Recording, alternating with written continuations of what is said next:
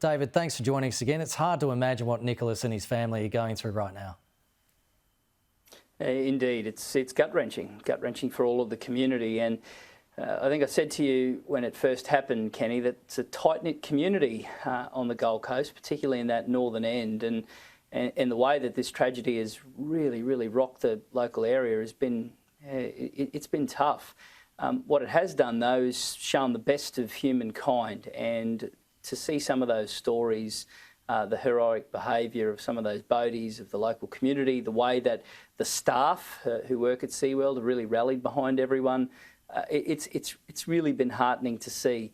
But you're right, there's a long road ahead for those survivors, and they're in our thoughts and in our prayers, mate, I can tell you that. Yeah, well said, David. Look, we know youth crime in parts of Queensland is a significant problem at the moment.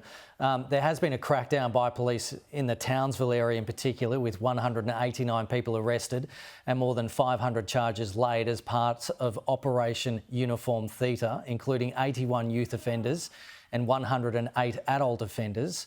This coincides with the Premier announcing prior to Christmas tough new laws. So it seems to be working, but what's your view? Quite simply that unless legislation changes, nothing will change. Now, the state government made a decision when it was elected 7 years ago to water down the Youth Justice Act.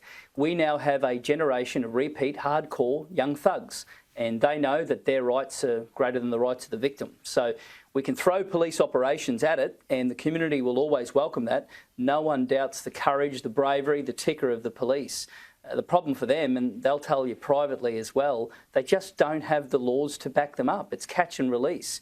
And when the tragedy occurred at North Lakes, the response from the Premier was to announce yet another X-point plan and put ads in the newspaper.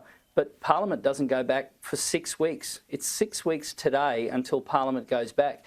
If they believed in their solution, you'd recall Parliament immediately and put it in. Now, we'll back anything that makes a better system. Now, we've put forward our own plans. That's always been my style as opposition leader, and our plans embed consequences for action in the Youth Justice Act. I want to see breach of bail as an offence. So if you breach your bail conditions, you can be held accountable rather than have to wait to commit another crime.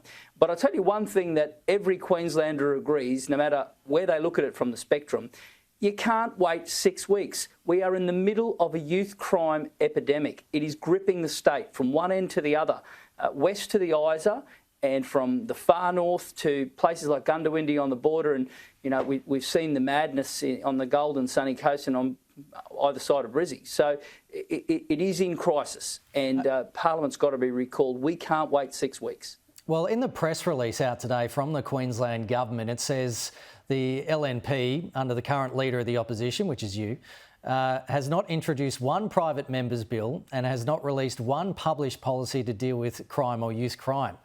So what's your response to that? Make breach of bail an offence. Change the Youth Justice Act to embed consequences for action. I've been saying it repeatedly. And when the government had their last point plan, the knee-jerk reaction, one of the things that they said was they going to fit ankle bracelets, GPS trackers on young offenders. Now, we looked at that legislation and we said, well, the way it's drafted, it's not going to work, because one of the things that a young offender can say is, I don't want to wear one, and then the court can't impose it. We said that, we predicted it. 18 months on, less than 10 people have been fitted. But it's not my style to whinge and carp and say, OK, if it's not my idea, I won't back it. We backed those changes, even though we pointed out how we would make them stronger.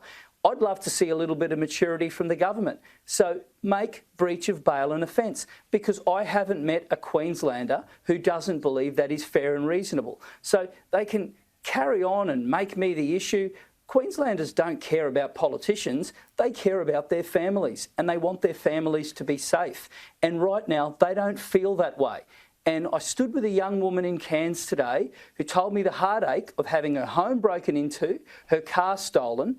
It took her 3 months for the insurance to replace it. That cost her weeks and weeks of Ubers to get to work. She got her car back. She was going down a one-way street and a stolen car came the other way and cleaned her up. She was up for $1,000 each time for the insurance premium. Her insurance has risen from $80 a month to $120. That's the consequences of weak law and order. So you want my solution? Make consequences for actions in the Youth Justice Act. Make it to put the rights of the victim ahead of the perpetrator. Make breach of bail an offence. Now, I'll back any good idea that comes, but it seems the government are so fixated on finding a political wedge that they're forgetting that families are being caught in the crossfire, and it is absolutely ripping the heart out of communities.